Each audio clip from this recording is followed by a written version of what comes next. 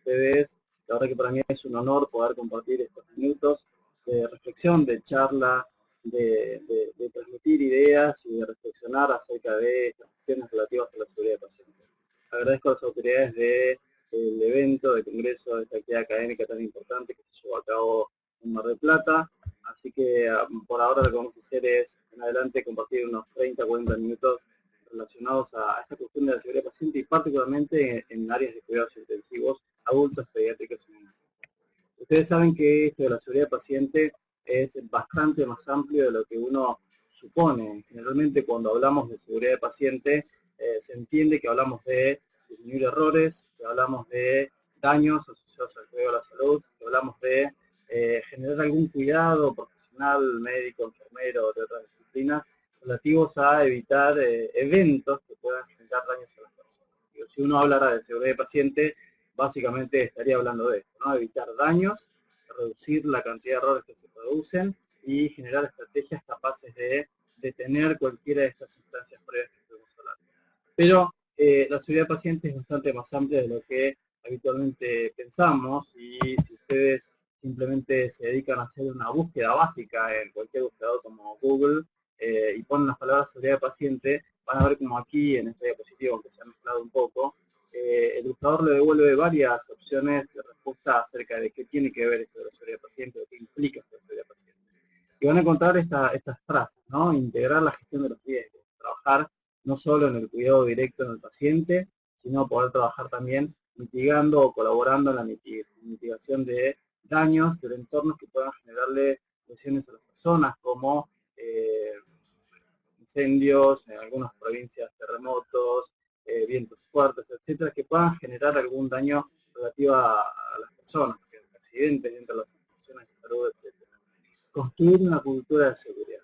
Hablamos básicamente de generar una cultura distinta, una cultura no punitiva. Ya vamos a avanzar un poquito sobre esto, ¿no? Pero la idea de la seguridad del paciente básicamente es trabajar en un entorno en el que se comprenda que los incidentes de seguridad ocurren por múltiples causas y que por ende no tenemos que generar una acción inmediata sobre una sola persona, sino que definitivamente hay que trabajar abordando la multiplicidad de factores que pueden llevar adelante los eventos de seguridad. Trabajar con herramientas avanzadas como el análisis modal de fallo y sus efectos, o como el análisis de causa-raíz. Dos herramientas, una retrospectiva, otra prospectiva, que tienden a estudiar los fenómenos en profundidad, los procesos en profundidad, de tal manera de poder hallar aquellos componentes que si uno los modifica o los quita del proceso de error, el evento en sí mismo no ocurre. En uno, el análisis de causa-raíz, retrospectivamente miramos cuál es la causa raíz que genera un evento grave, por ejemplo, administrar 10 veces la dosis de un fármaco a un paciente, y el análisis modal es prospectiva y nos ayuda a disecar el proceso y ver de qué forma puede fallar algo que hemos diseñado. Por ejemplo, cómo un paciente puede hacer una hipoxia en neonatología por generar una mala técnica de aspiración antiventilado. Entonces, estos dos procesos lo que hacen es básicamente indagar en profundidad las subpartes o los subprocesos y ayudarnos a identificar estas riesgos.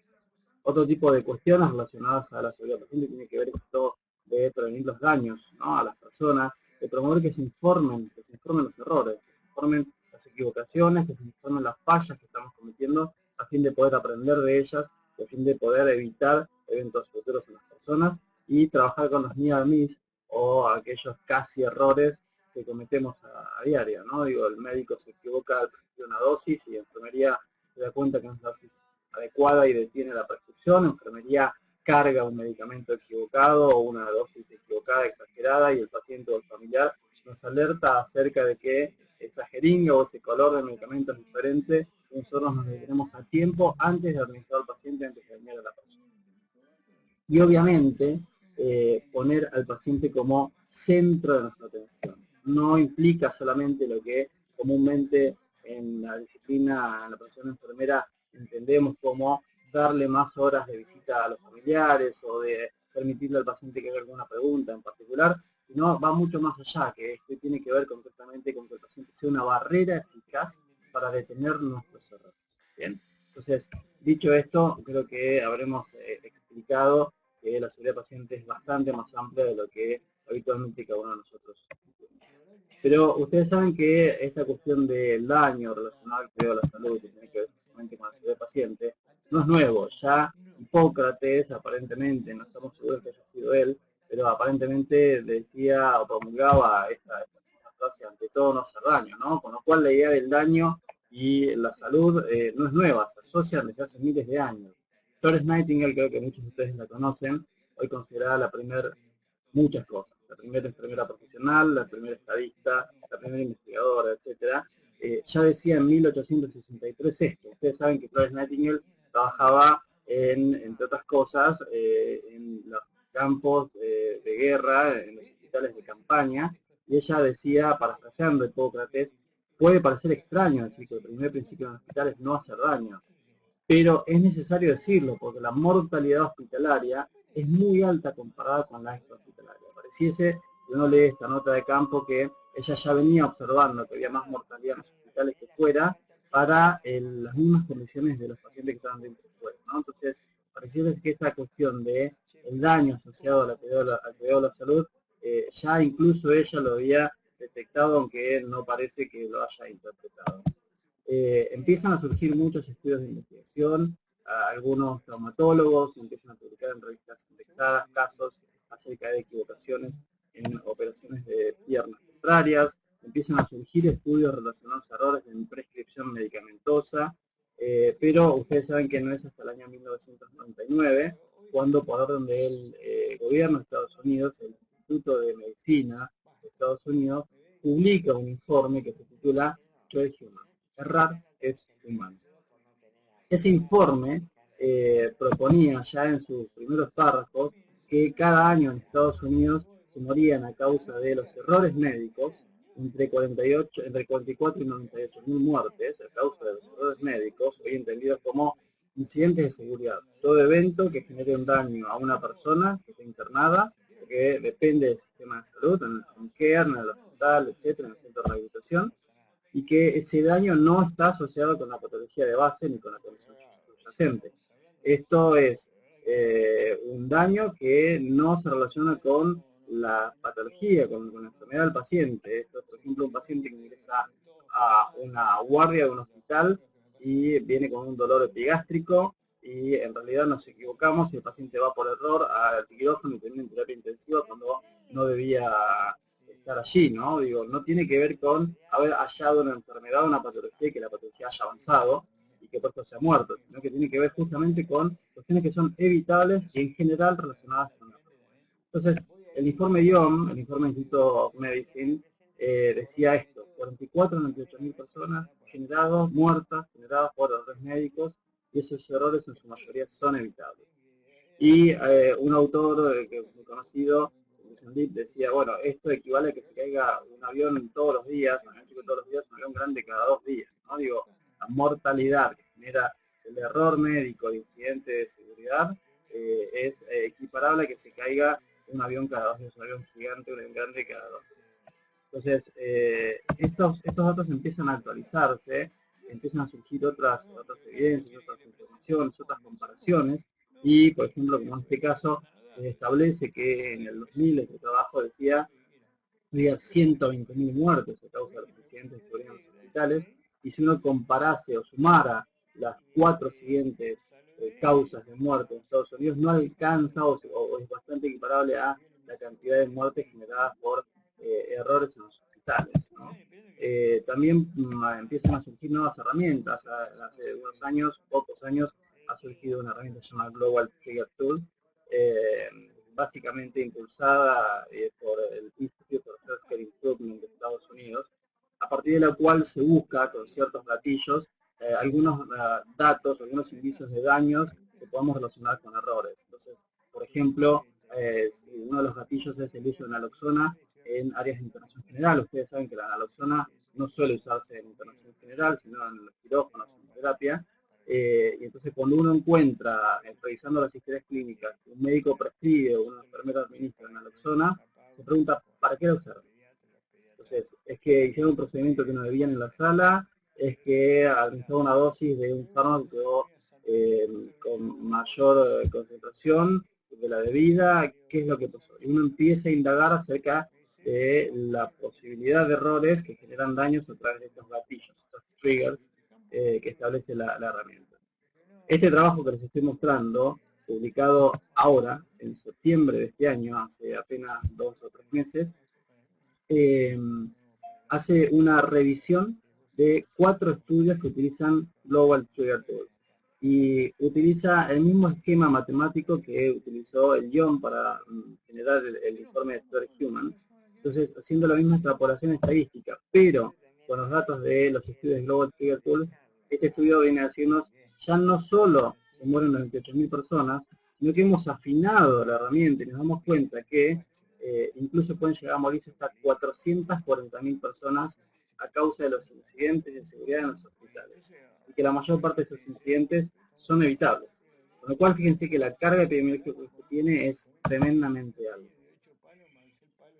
No hablemos ya de mortalidad, hablemos un poco de morbilidad. Hay 3 estudios que dan cuenta de que las personas que ingresan a los hospitales corren riesgos. Digo, fíjense que en este caso el estudio de ENEAS, en el año 2006, en España, dice básicamente que 1 de cada 10 personas que se internan en un hospital va a recibir un error por de parte nuestra.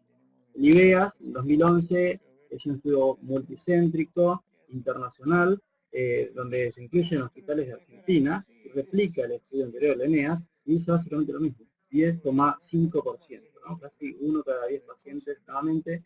Y este estudio se vuelve a replicar ahora en África, Asia, Egipto, etcétera, y dice básicamente lo mismo.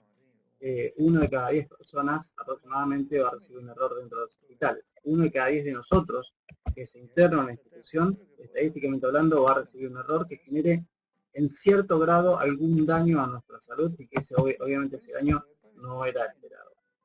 Si uno mira esto desde el impacto de los costos que genera el sistema de salud, puede pararse en la revisión bibliográfica que hace el gobierno de España. Entonces, a partir de la revisión de diversas literaturas y de diversas bibliografías, nos damos cuenta, datos que parecen más antiguos, ¿no?, pero que son los últimos que tenemos, que por ejemplo, cada neumonía asociada a ventilación mecánica, evitable, le genera al sistema de salud un gasto de casi $10.000 por evento. Asimismo, nos plantea este trabajo que cada infección asociada a catéter venoso que tiene una bacteriemia produce entre $6.000 y $10.000 de gasto, y que cada error de medicación que genere un cambio de conducta en los pacientes, ejemplo, le damos 10 veces la dosis de morfina a un paciente en piso y esto requiere ventilación mecánica en una UCI pediátrica, por ejemplo, cada evento de estos le genera al sistema unos 1.700 euros de gasto por evento. Entonces, fíjense que incluso no solo impactan el costo, sino que este estudio concluye diciendo, bueno, cada error de medicación de ese tipo le genera una prolongación de la estadía a cada paciente de 7 días. No digo, piensen en las camas de sus pacientes, etcétera. A pesar de eso, a pesar de que tenemos sobredemanda, aún con ese factor, hay otro que es más complejo de manejar, que es justamente este, el error que produce la prolongación de la estadía de pacientes que tenemos internados y que no debieran estar internados, simplemente porque hubo algo en el sistema que falló y que produjo un daño en estas personas. Por último, desde el punto de vista del riesgo, este estudio publicado en el año 2005 compara las actividades ultra peligrosas con las ultra seguras. Entonces las divide en 3, como ustedes podrán ver, a la derecha, que es ultra seguras, y dice que la probabilidad de generar una muerte prevenible en la industria nuclear, en una planta nuclear, o viajando en trenes europeos, es bajísima, de unos 100 millones. De conducir automóviles es bastante más peligroso, porque la probabilidad de morirse en un accidente es de 1 a 100.000. Y fíjense que, sin embargo, a su izquierda arriba podrán ver la salud como actividad generadora de riesgos asociados al cuidado de la salud, no muertes por patología, sino muertes por errores, y dice que 1 cada 1.000 personas que ingresa a un hospital va a fallecer a causa de un error que es evitable. Bien, y está considerada como una de las actividades más peligrosas de todas las que compara el estudio. Como ven, desde donde ustedes puedan observar esta carga epidemiológica de la seguridad paciente, es sumamente contundente la necesidad que muestra de abordar estrategias para reducir los incidentes que ocurren de nuestras manos. Básicamente, que parten, que se generan desde nuestras manos, ¿no? Entonces, desde la mortalidad, desde la morbilidad, desde los costos, desde la prolongación de la estadía, desde los riesgos. Entonces, esto no es ajeno a las terapias intensivas. Como ven, aquí les presento dos estudios donde se plantea que realizando autopsias de pacientes fallecidos en terapias intensivas, dice que hallaron que en el 30% de estas autopsias se encontraron con hallazgos que sugieren que los pacientes habían sufrido al menos un evento de seguridad vital en las terapias intensivas, y otros estudios que dicen que entre el 20 y el 30% de los pacientes que se internan en las UCIs o en las UCOs también padecieron al menos un evento durante su internación, en este caso relacionado a la... Como ven, hay evidencia, como ven, esto impacta, y para focalizar específicamente de qué estamos hablando, en las terapias intensivas, estos son los tipos de incidentes que se pueden cometer y que pueden dañar a las personas, ¿no? Digo, todo lo que tenga que ver con una administración errónea de sangre y hemoderivados, con extracción de muestras por métodos invasivos a pacientes equivocados, sacarle sangre arterial al paciente A en lugar del paciente B, una comunicación de indicaciones o resultados críticos erróneos. En el laboratorio me digan que el paciente Ariel Palacios tiene un pH de 2 y en realidad yo me equivoqué de paciente, me equivoqué de resultado, no confirmó el médico o el enfermero esta indicación, este resultado, y como consecuencia se trata al paciente indebidamente a causa de ese error. Interpretación o monitoreo o interpretación inadecuada de parámetros vitales y alarmas dentro de las UCI, ¿no? Dentro de los equipos médicos. Digo, ¿cuántas veces hemos tenido problemas con las alarmas de los respiradores, de los monitores, de otros equipos invasivos, y o desatendimos las alarmas o las malinterpretamos y el paciente termina en un evento mayor que podríamos haber prevenido? Infecciones asociadas al cuidado de la salud, fallas en el funcionamiento de equipos de soporte vital, CPAP, CPAP, ECMO, horario de compensación, etc. Digo, cuando un respirador falla en una terapia intensiva, ¿en qué momento se detiene o deja de ciclar? ¿Cuando está en un costado haciendo una prueba neumática o cuando está conectado a un paciente ventilador?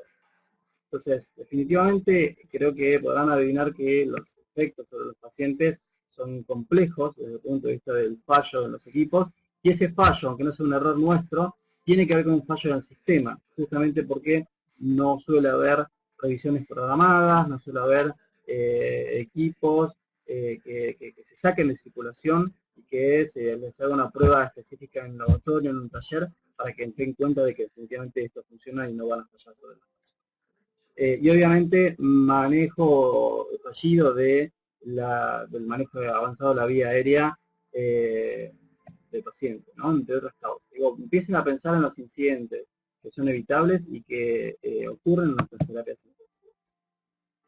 Algunos de esos errores llegan a la luz pública. Por ejemplo, este que les presento es el caso de Ryan. Ryan era el bebé que nació de la primer paciente que fallece de H1N1 en España. La mujer se contagia gripe A, comúnmente llamada. Estaba embarazada de 7 meses, hace una cesárea de urgencia, nace Ryan, lo internan en la UCI neonatal, y unos días prealta ingresa una enfermera de neonatología a colaborar por sobrecarga de trabajo, y para que no genere ningún riesgo le asignan al paciente y al cuidado de menor complejidad. Entonces le dicen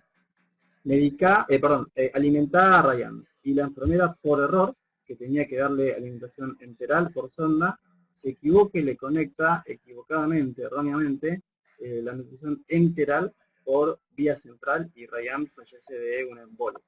¿Bien? Entonces, algunos casos toman estado público y dan cuenta de que estas cosas realmente, lamentablemente, ocurren en los hospitales.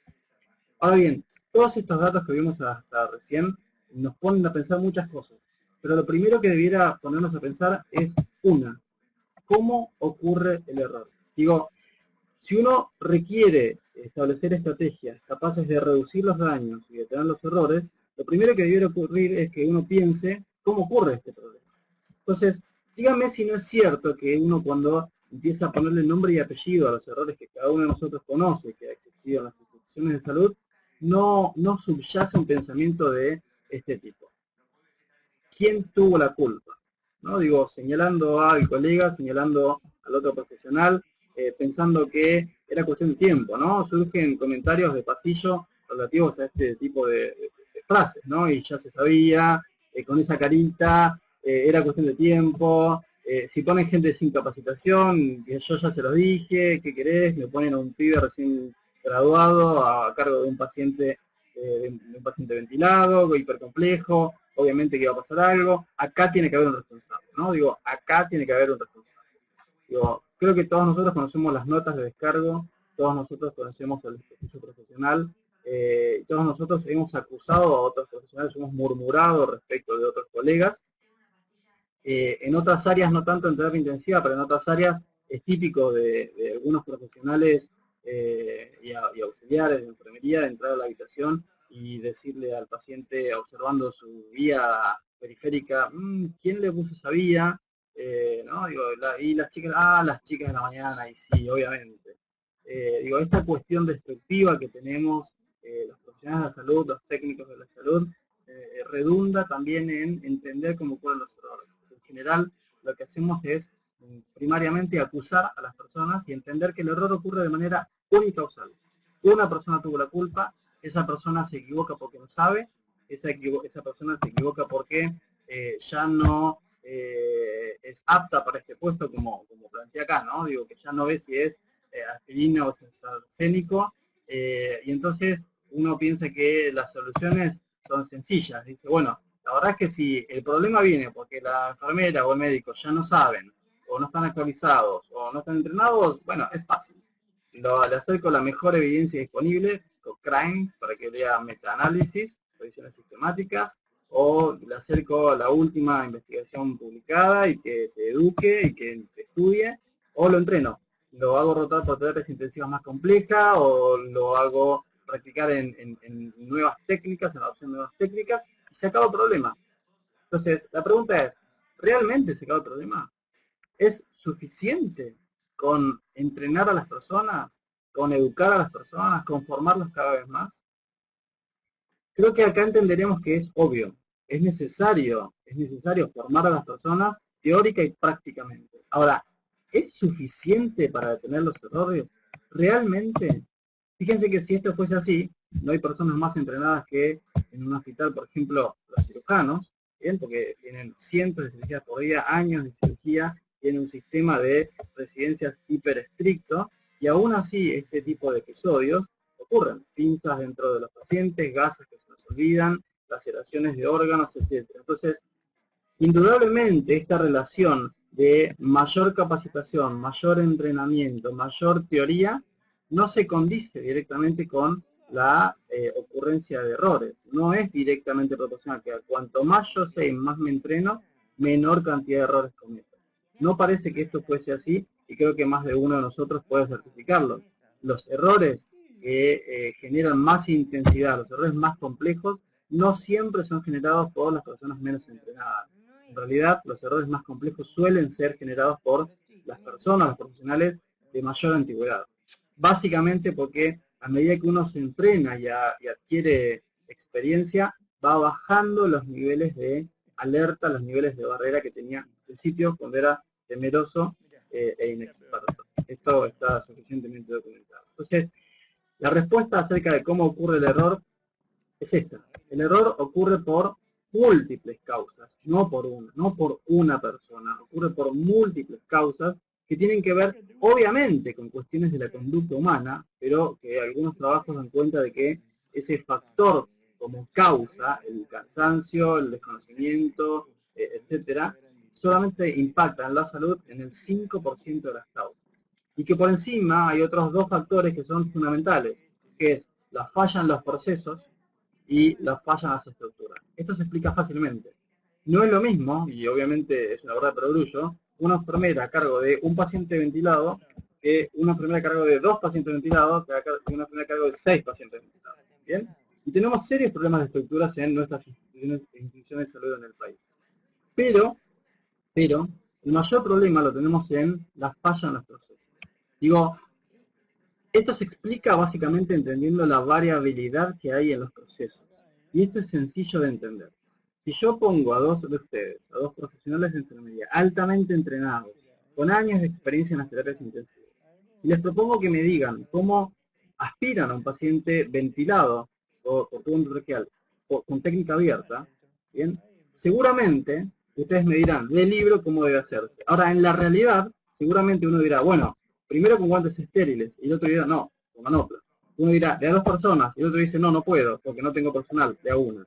Uno dirá, bueno, entro al tubo aspirando, y el otro dice, no, retiro aspirando. Uno dirá, llego hasta Karina, y el otro dice, bueno, voy metiendo la sonda hasta que vea donde toca.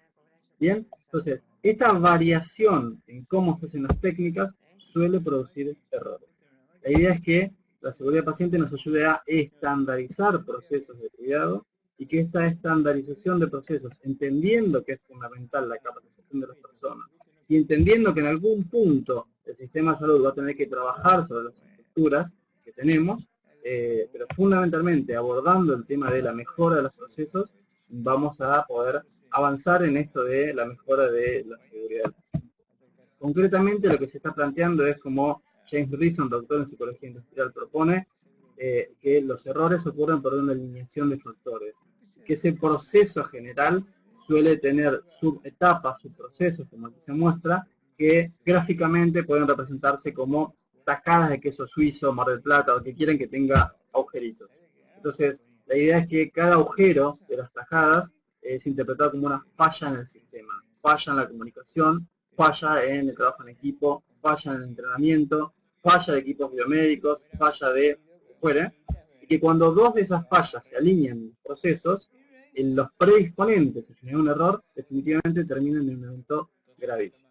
Bien, digo, esto es básicamente, hablando de manera vulgar, una alineación planetaria. Se alinearon los planetas. Bien, vieron cuando uno dice, bueno, vino la enfermera o el enfermero, cansado de otro trabajo, se acaba de pelear con su marido, con su esposa, viene ofuscado porque se peleó con su jefe, porque tuvo una charla sobre el sueldo que no le alcanza, y el jefe le dijo, no vamos a poder hacer nada. Encima va al servicio, tiene 14 pacientes a cargo, una terapia 5 pacientes a cargo, tiene que medicar a los pacientes, y hay 2 ampollas que son iguales, y en todo este contexto emocional, psicológico de profesional, toma una de las 2 ampollas que son iguales, que no son drogas iguales, pero sí son iguales los frascos, y administra la droga equivocada. Entonces la pregunta es, ¿por qué se equivocó? ¿Porque es una inexperta? ¿Porque es una inepta? ¿Porque no tiene responsabilidad? ¿Porque no presta atención? Porque hay una secuencia de cosas que fueron sumándose para definitivamente generar el gatillo final, que es equivocarse en una medicación. Lo mismo ocurre con los cirujanos, lo mismo ocurre con los médicos, lo mismo ocurre con los kinesiólogos, lo mismo ocurre con todos los seres humanos en todos los ámbitos de la vida. La única diferencia es que nuestros errores generan mortalidad a las personas que están a nuestro cuidado. Entonces, es necesario comprender que los incidentes ocurren así, de manera holística, de manera plantearse cómo poder avanzar sobre esto, y lo primero que tiene que hacer es preguntarse por dónde empezar. Entonces, ¿por dónde empezar? Básicamente por aquí, planteándose esto. Si algo puede ocurrir, va a ocurrir. Digo, esta es la premisa de la ingeniería y no de las ciencias biomédicas. Nosotros nos preguntamos, si algo puede ocurrir, ¿cuál es la probabilidad de que ocurra? Si yo le bajo a la baranda a un paciente 2 segundos para darme vuelta y agarrar una sábana nueva, una toalla nueva, ¿cuál es la probabilidad que el paciente se me caiga? ¿Baja? Bueno, la premisa es, si algo puede ocurrir, va a ocurrir, y con lo cual tenemos que actuar en consecuencia evitando el riesgo. Si yo tengo un paciente que está intubado y la fijación del tubo está media suelta, está sucia, o la cinta que le puse no sujeta lo suficiente, y estoy por cambiar la guardia, ¿puede existir la probabilidad de que se extube el paciente? Bueno, si existe la posibilidad de que se extube el paciente, definitivamente lo que hay que hacer es prevenir el riesgo y actuar antes de que esto ocurra. ¿Bien? Entonces, es necesario comprender que esta cuestión de la probabilidad de que un evento de seguridad ocurra en una planta nuclear es bajísima, y así todo ocurre. Bien, digo, ya tenemos 2 plantas, Chernobyl, y tenemos la última que fue en Oriente hace 2 años aproximadamente, Entonces, si esto que tiene baja probabilidad de ocurrir ocurre, ¿cuánto más realmente puede ocurrir en la salud que tiene altísima probabilidad de ocurrir? ¿Bien? Entonces, es entender que este cambio de premisa, cambio de cabeza, cambio de pensamiento, tiene que ver con comprender que siempre existen riesgos en la salud, como en este caso, como en la vida cotidiana, ¿no? Es entender que el ser humano se expone a los riesgos. Digo, fíjense en este caso, es un grupo de gente que está dentro de una pileta con una parrilla eléctrica, ¿bien? E intenta no electrocutarse haciendo flotar el enchufe en dos hojotas sobre el agua. ¿De acuerdo? Entonces, ¿qué creen que es lo más peligroso de esta imagen? Obsérvenla bien y piensen hacia adentro qué creen que es lo más peligroso de lo que están observando. Algunos dirán, bueno, el alcohol, hay tanto alcohol que un chispazo hace volar toda la casa. No, hay algo más complejo. Otros dirán, bueno, la verdad es que lo más complejo es la electricidad en el agua, no hay algo más peligroso. Unos dirán, bueno, el sol, solo tiene la piel muy blanca y se van a insolar. No, hay algo más complejo. Y la verdad es que lo más complejo, no sé si lo habrán visto, es la actitud de esta persona, ¿no? La actitud que está recostada sobre el borde de la pileta con un desinterés total hacia el riesgo que están corriendo. Esa persona piensa hacia sus adentros. La verdad es que yo he hecho asaditos acuáticos hace 5 años de esta forma, con la parrillita eléctrica, y nunca me pasó nada, porque ahora tengo que cambiar mi actitud y sacar la electricidad, sacar el riesgo de mi entorno. Esa actitud, esa persona dice, yo pacientes ventilados manejé hace 10 años de esta forma. ¿Por qué ahora tengo que adoptar un cuidado diferente? ¿Por qué ahora tengo que seguir pautas de seguridad? ¿Por qué ahora tengo que subir la baranda o cambiar en la fijación si nunca se me estuvo ningún paciente? Yo cargué jeringas de este tipo a 50.000 por mes. ¿Por qué ahora tenés un checklist cruzado, un doble chequeo, que un colega venga y certifique que la bomba de difusión con inotrópico que estoy administrando, que estoy programando, esté realmente bien programada? Si nunca me equivoqué. Lo más peligroso de esta imagen y lo más peligroso en el ámbito de la salud es creernos que porque tenemos experiencia y conocimiento no vamos a cometer errores. Eso es una falacia. Fíjense que siempre nos exponemos a los riesgos, como en este otro caso, ¿no? Digo, minimizamos el impacto que puedan tener nuestras acciones. ¿Cuál es la probabilidad de que venga una persona y me patee las maderitas y que se me caiga la camioneta encima, ¿no? ¿O cuál es la probabilidad de que yo tenga 3 ampollas iguales con 3 drogas distintas y que yo me equivoque? Si yo soy profesional, yo soy licenciado, yo soy magíster, yo soy auxiliar con años de experiencia y nunca me equivoqué.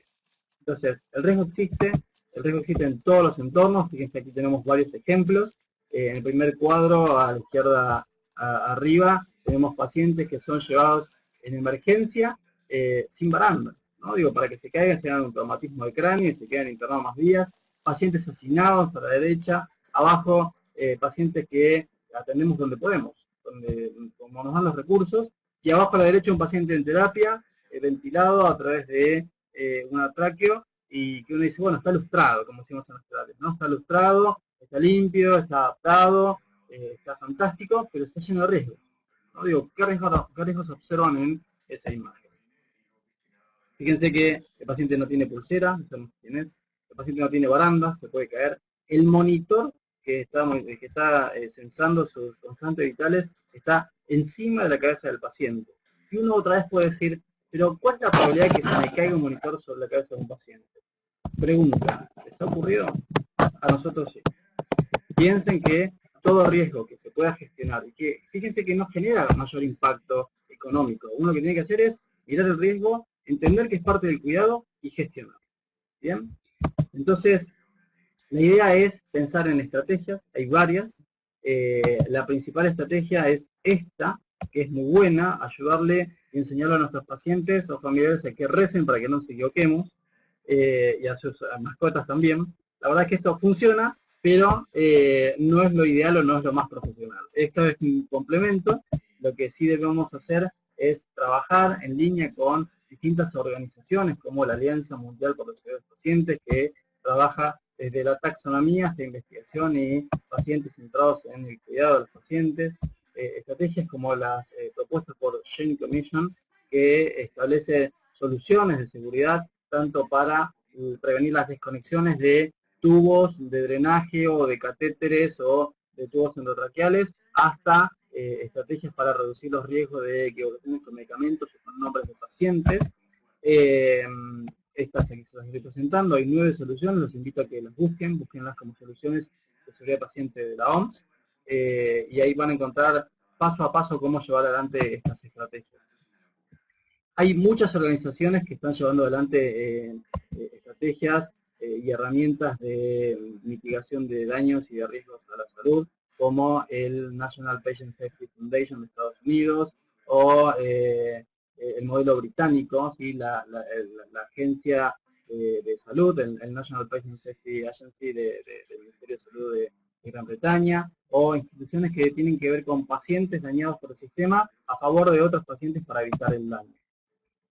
Entonces, puntualmente, desde el foco operativo que cada uno de nosotros pueda tener, tanto si es líder de una institución, gestor de un servicio, jefe, coordinador, si es docente o si es enfermero asistencial frente al cuidado de las personas, lo que tenemos que tener en cuenta son cosas básicas.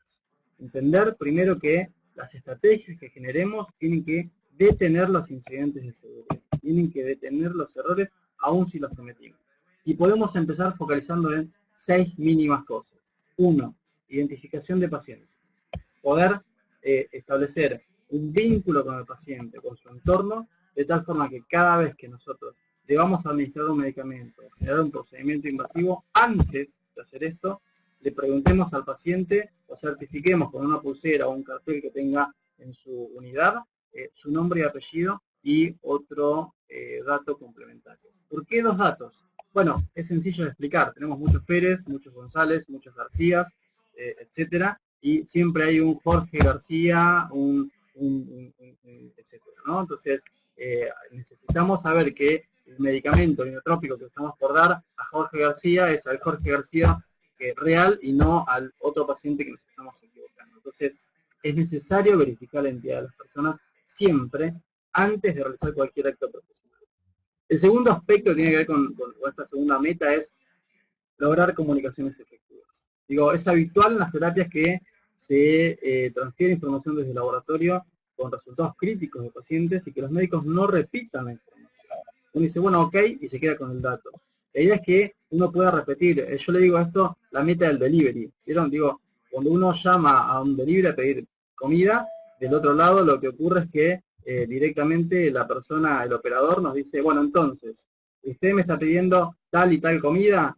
Sí, sí, confirmamos nosotros, ¿no? Digo, estas cuestiones lo hacen básicamente para no equivocarse, ¿no? Entonces, necesitamos avanzar sobre esta cuestión de repetir la información, tanto el médico hacia el laboratorio, como nosotros hacia los médicos.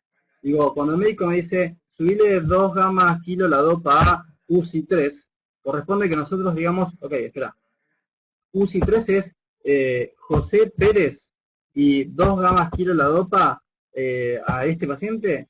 Sí, ok, es correcto. Digo, necesitamos establecer esta recertificación de la información crítica. El punto 13 es el manejo de la información, de los medicamentos de alto riesgo. ¿Qué hacemos con los potasios? ¿Qué hacemos con los sinotrópicos? ¿Qué hacemos con los psicofármacos? ¿Dónde los tenemos almacenados? ¿Están a libre a la libertad de todos los profesionales, de todos los trabajadores de salud, o están fuertemente almacenados? Ustedes saben que pueden cometerse errores serios con este tipo de medicaciones y es necesario limitar el acceso a estas medicaciones con cajas de seguridad o con cajas con llave, con cajones con llave, de tal forma que uno mecánicamente no pueda llegar a este medicamento a menos que sea estrictamente necesario, justamente porque la automatización del acto de cargar ampollas y pasárselo al paciente puede generar eventos graves si tenemos disponibles estas medicaciones.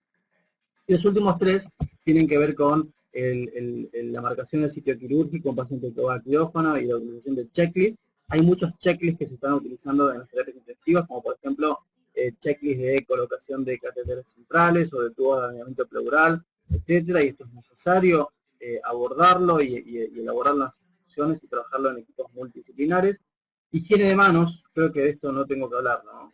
Creo que estamos suficientemente entrenados. Aún así no alcanzamos mundialmente altos estándares de adherencia y higiene de manos, con lo cual los invito a que hagan el esfuerzo sus instituciones para que podamos lograrlo.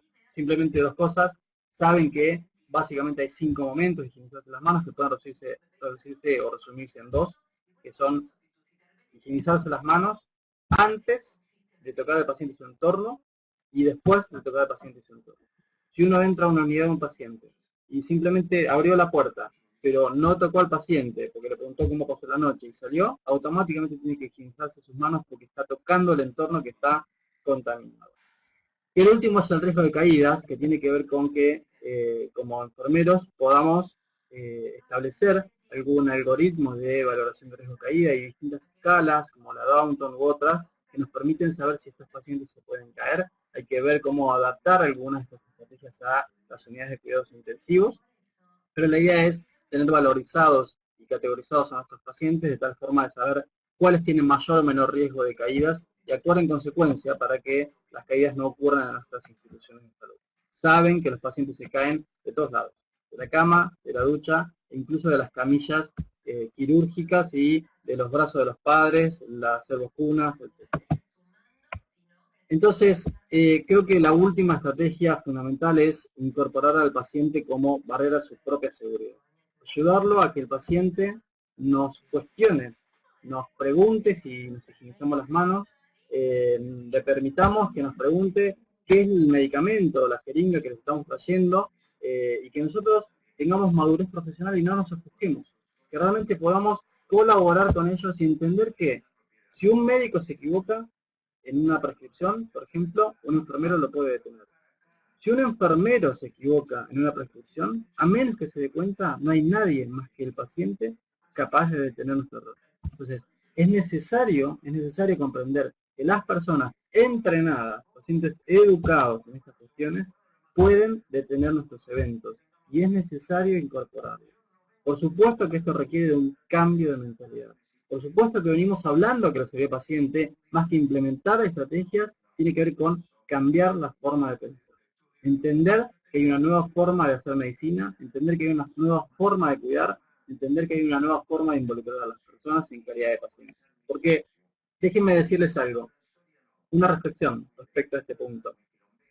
¿Qué nos diferencia a nosotros de los pacientes? ¿El conocimiento? ¿El entrenamiento? ¿El guardapolvo? ¿El AMBO? Nada.